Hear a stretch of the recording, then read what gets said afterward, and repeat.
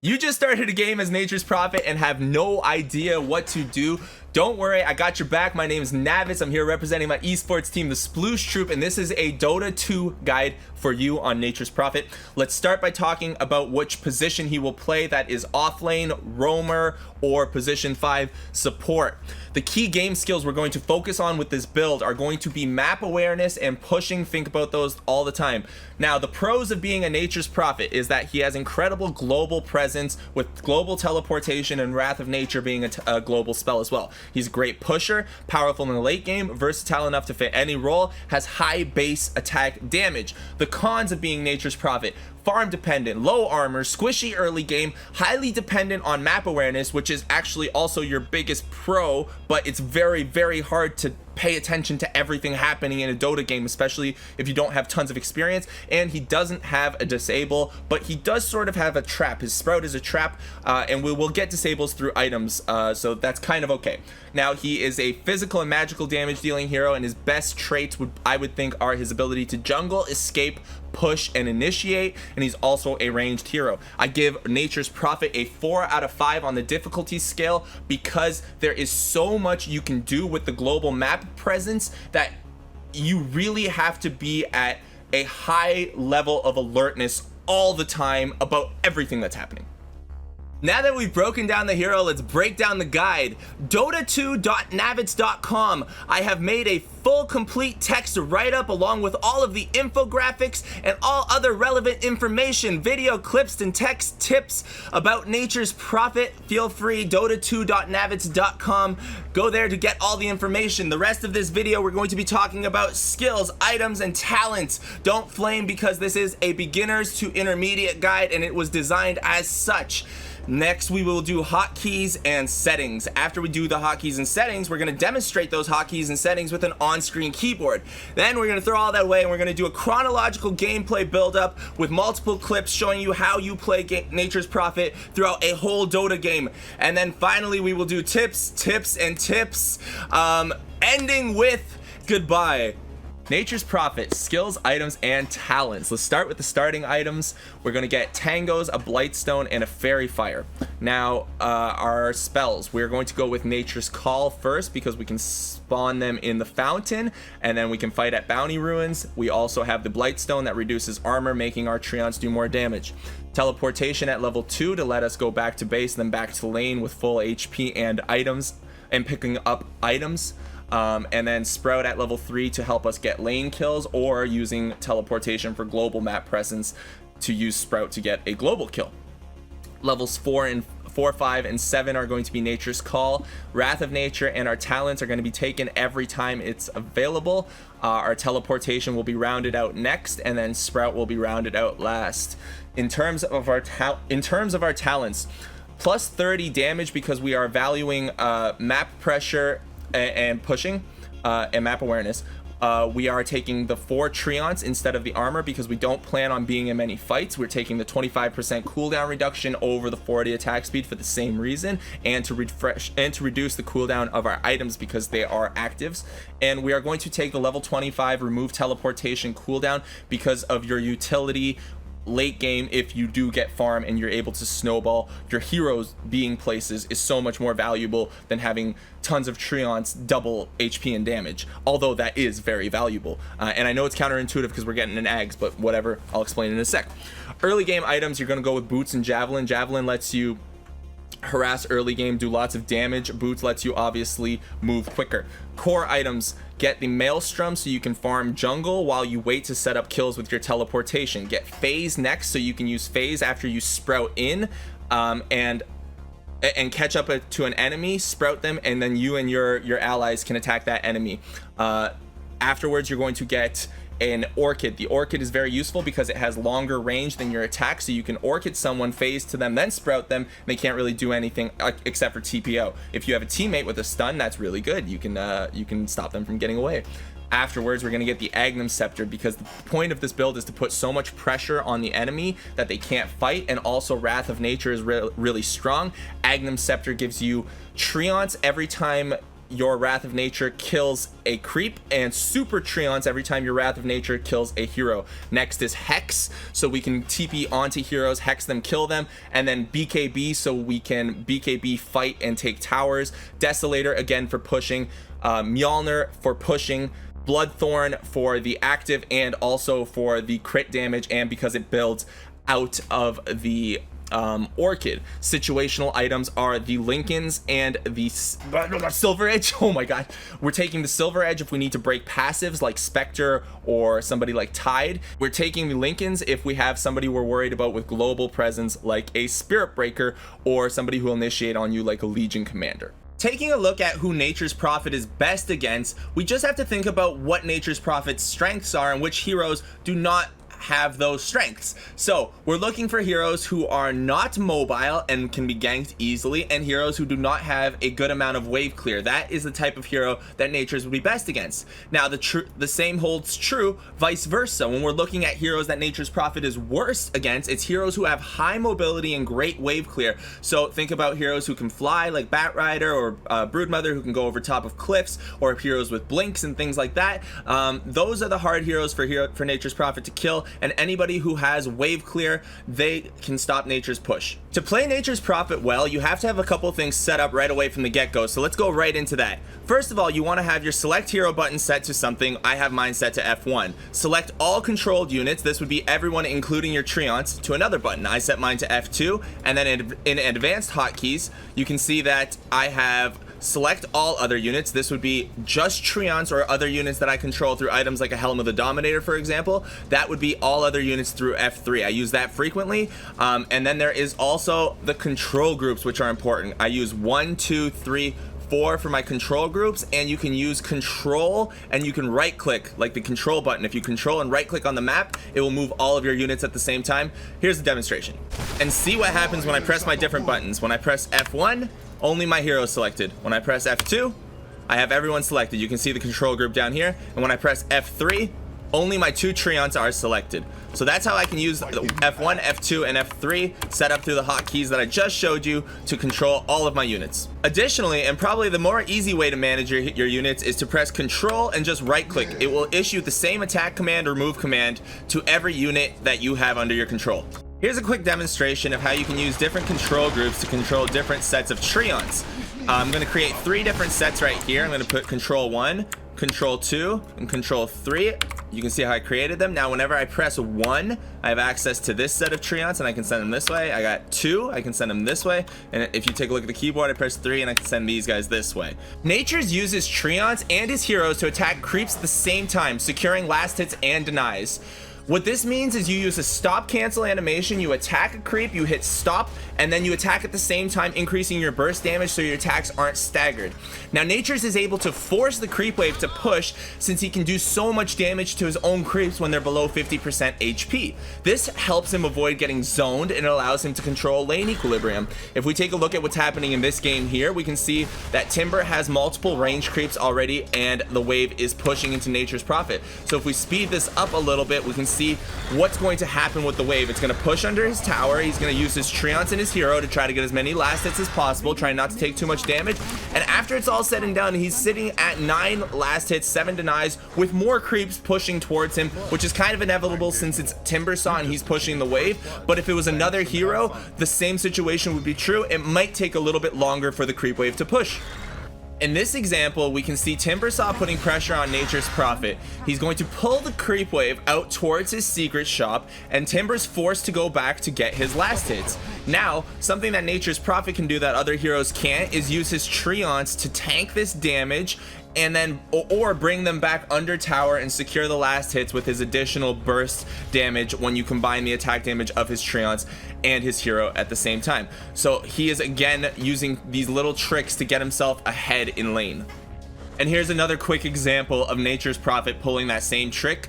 He has the creep wave, he pulls it to a secret shop, summons his Treants, and now he's gonna get the last hits. over the next couple minutes, we're going to watch the decision-making process of Nature's Prophet and see how he positions his hero, when he uses Wrath of Nature, and how he attacks and pushes tower. Now, he was in lane against a Timbersaw, and he actually just denied his own tower. So if you ever have the opportunity, make sure you're denying your own towers. It removes a lot of gold from the enemy team. Very important. Now, he has nobody in his lane, and he's going to be pushing this tower. Let's take note of how he does so. You see, when he gets here, he spawns Treants, and he has his Treants pushing the tower. This does tower damage to the tower, while his hero and the rest of his creeps are attacking the enemy creeps. This is letting him secure last hits, get gold, do a little bit of tower damage, and at the same time, he's paying attention to top. Now watch Wrath of Nature. See what he does before he teleports in. He's going to actually cast the spell before he teleports in. He sees something happening top, casts Wrath of Nature, and starts teleporting in. So he just cast it on the minimap. You see it cooling down.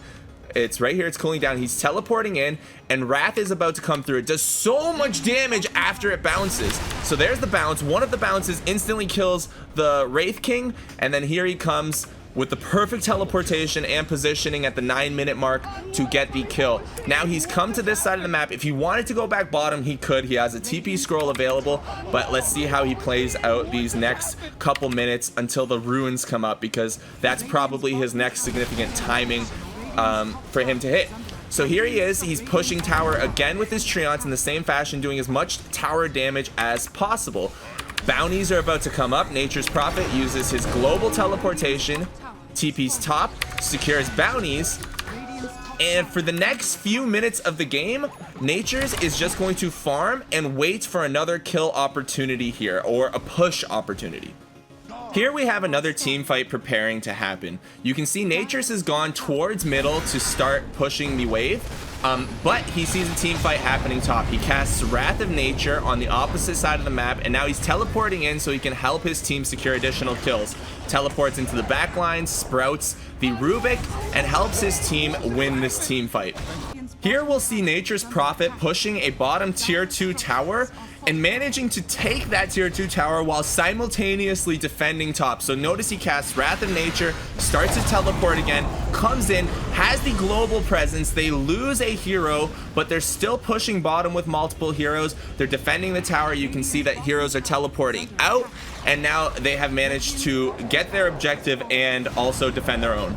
When you're ahead in a game such as Nature's Prophet is in this game, we take a look at the 21-minute mark, and they're winning in kills. They have map pressure. They're winning in towers. They actually end up losing this game, but you can see how Nature's Prophet continues to dominate the map at this point by farming the enemy's jungle instead of his own. He's not farming his triangle, even though he might be able to get ancients or whatever and teleport into other things. He knows that the lane pressure and the removal of farm from the enemy team is more valuable than him getting more farm somewhere else on the map.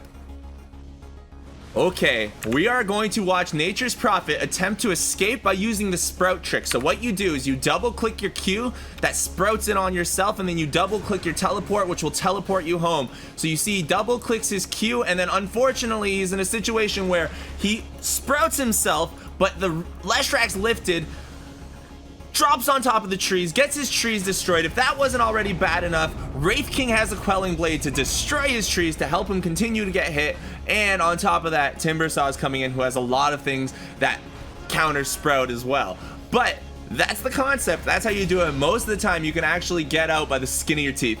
So check this out. This is a really good early game concept. Watch what just happened. Nature's turned level 2, was being dove, teleports out, and then in a few seconds is going to regen all of his health and come back into lane. This is a really useful early game mechanic. You can also pick up your carries items if you are the support, or you can get items yourself, and you can do this every time your spell and your teleportation cooldown are on cooldown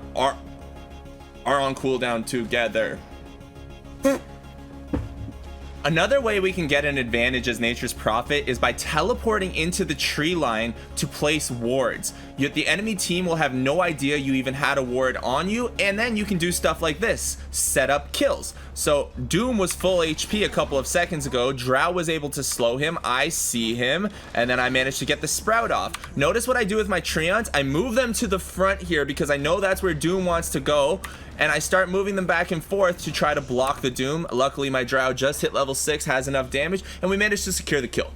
Now, the absolute hardest thing about playing Nature's Prophet is understanding when you need to let your team just die. Why are you gonna let your team die? Look at this fight. There's a Monkey King right here. There is a Shadow Shaman dropping wards. There is a Morphling doing stuff. There's an Ancient Apparition dropping a blast. Our team is about to get attacked. It looks like we're gonna lose multiple towers. You would think I would teleport here and help, or teleport here and attack, or teleport here and use Treants to save, but instead I decide to go bottom because overall Dota is a game where sometimes losing a battle will help you win the war. So we have lost some of this fight mid, so instead of continuing that fight, I go and I start a new battle, and the battle is for tower supremacy. We're taking as many towers as we possibly can, and here we go. So pushing forward, I know that the fight is still going on, but I'm still going to continue up this ramp because even if I die, I will force this fight to stop by making somebody come back to deal with me, most likely. If they don't come back to deal with me, then I get to take a tower. I've done almost 50% of the damage to that tower already, and now as I try to escape, I tried to make a play here. Notice that I waited for the Monkey King's stun. Now I'm gonna sprout myself and try to get out because he can't stun me again. Even if he has his Quelling Blade, he can start hitting me, but he needed another hero to come to kill me. I would have been able to get away if it wasn't for those pesky friends of his. Sometimes you should leave a team fight to push a tower. The enemy will be forced to react or lose that tower. You will either help win that fight for your team by forcing the enemy heroes to return to base, or you'll lose the battle for a better position in the war, which is the game of Dota 2, by taking an important objective, which is the tower. And I kind of make a bozo play getting myself killed here soon, but notice what I also did was come here and place a ward to give us high ground vision when we push in the future. Now what I'm gonna do is leave some gameplay on fast forwarded so you can see how this build is supposed to play out in the late game. I have the Agnum Scepter, I have the Scythe of Ice, I have the Orchid, I can set up kills, I can set up I can set up kills, I can contribute to team fights, but I can also always keep the lanes pushed and never go to a fight. I can always just have massive amounts of pressure and be pushing other lanes like I am doing here. While we watch the game play out, watch the amount of pressure that I put in, watch the way we suffocate this enemy team, and watch me make bozo plays, I'm going to read out some tips about Nature's Prophet that I've got from howdoiplay.com. There's a beautiful section on Nature's Prophet. Let's get started. Tips on playing Nature's Prophet. Sprouted trees give you double regen when eaten by tangos, just like iron branches. However, enemies can also benefit from eating your trees the same way. Sprout gives a small radius of flying vision around the trees when cast. Use Sprout to scout enemies who are juking in a jungle, counter ward cliffs, or to get the last hit on the flying courier who just flew out of vision. Target your Sprout during the teleport animation when you're going in for a gank. You'll cast it as soon as you're in range and have vision of the target, rather than fumbling around at the moment you get there and inadvertently casting it on the ground right next to the enemy. Sprout can be hero targeted, so you should only be ground targeting if the enemy is spell immune, has a Lincoln Sphere, or if you're trying to guess where an invisible hero went. You can sprout enemy towers to blind them. However, when a unit or structure is attacked, it automatically gets vision of the attacker. So this is only useful if you need to briefly reduce enemy vision around the tower for a second. You can also sprout buildings defensively. The same rules apply about vision automatically being given to for an attacker. So you can't stop your towers from being seen. However, Your ancient and your barracks don't attack, so if you sprout around them, the enemy can't see and can't attack. You should always carry a teleportation scroll. A scroll gives you an escape after you finish your teleportation in to snipe a courier or kill an enemy hero. Courier sniping is relevant all game. Consider buying your own observer wards and placing them in an area that can spot couriers traveling to and from the fountain or secret shop. Note, couriers respawn every 120 seconds. You can use teleportation to mind game enemies. If you see your teammate is getting ganked, start casting teleport right on top of the enemy, even if you only have 10 HP, just to freak them out. The animation is pretty obvious and is long enough that you can easily cancel it. When ganking in the early game, teleport into places out of vision, like inside the secret shop or behind the lane. You can teleport into the tree lines around the enemy base to safely / sneakily plant high ground wards before a siege. Treants are a great unit for distracting a creep wave. Just send one up ahead to lead the enemy creeps on a wild goose chase while your fuck. And finally, Lincoln Sphere blocks the entirety of Wrath of Nature if you directly target the spell on a hero, but does nothing if you target the ground with Wrath. This means that you can globally pop Lincoln Sphere with Nature's Prophet if you have vision of the target. Congratulations and thank you, you made it to the end. You should give yourself a pat on the back for actively trying to improve at Dota. I am very grateful that you watched the video. If you want to support the channel in any way, please do so, and I will be back to iterate on my brand new guide format in the future. See you next time.